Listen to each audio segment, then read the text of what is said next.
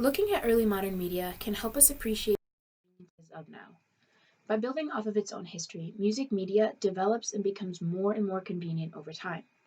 Some of you may have experienced some of the things Noel and Becca have just talked about, but most of you probably didn't have to dust off the vinyls in order to put them in the record player. We're now in the modern era, and we begin with the compact disc, or as most of us know it, the CD. It's a lot like the vinyl since it's based off of the same technology that Noel talked about, but they're actually very interesting. This is one of the first devices where we can't actually see how it's working. With the player piano, the record player, and even cassettes, we could see how they were working. But with the CDs, not much can be seen with the naked eye.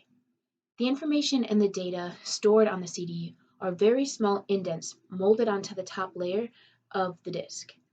That's why when we scratch the surface of it when we were little, it would skip and we get really angry and want to snap our favorite disc in half. These CDs could be used anywhere: people's cars, their houses, their garages, and eventually the Discman D50 came out, the first portable CD player. Now you can take your CDs wherever you want. Pretty revolutionary. But it didn't stop there.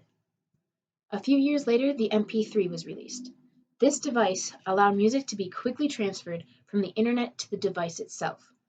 I remember when I was little, my dad, he would sit me down at the kitchen table and ask me what kind of music I wanted to put on my MP3 player. And so I would say Hannah Montana, Jonas Brothers, the Tarzan soundtrack, and somehow my dad would get all of those songs onto my MP3 player.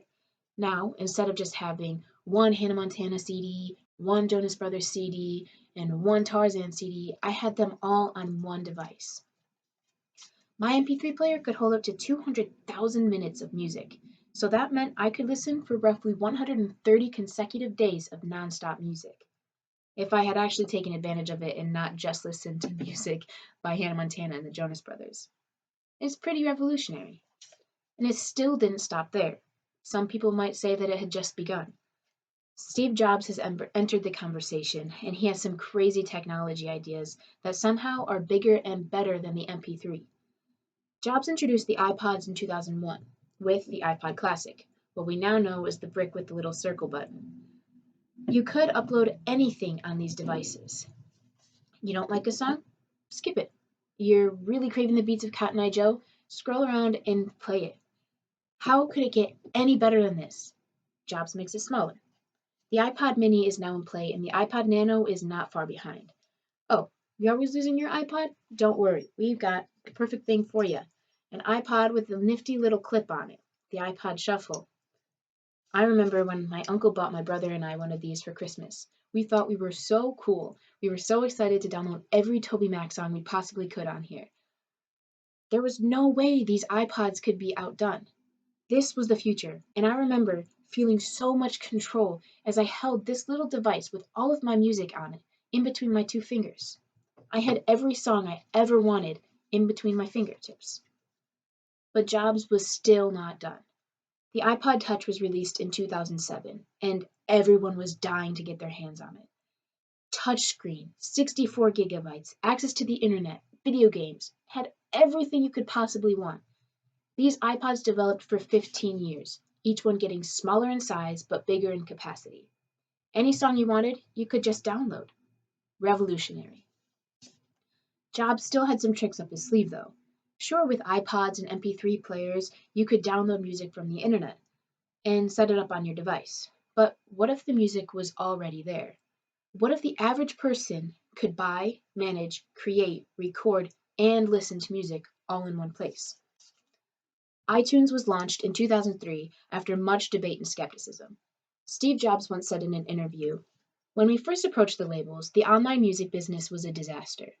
Nobody had ever sold a song for 99 cents. Nobody really ever sold a song. And we walked in and we said, we want to sell songs a la carte. We want to sell songs individually." They thought that would be the death of the album. Yet this radical idea that seemed so unlikely and nearly impossible skyrocketed in popularity. There was no longer any need to download songs. With one simple push of a button, you could listen to any song at any time on any computer, phone, or tablet. The possibilities were endless. Pretty revolutionary.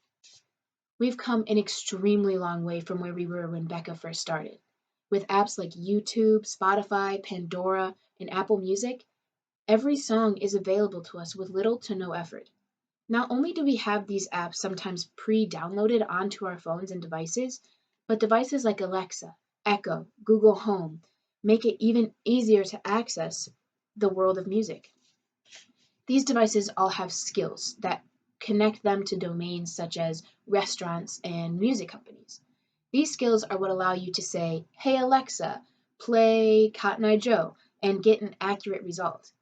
Instead of pressing a button or dusting off a specific record to put in the player, we can just say, "Hey Alexa," and every single song is at our fingertips.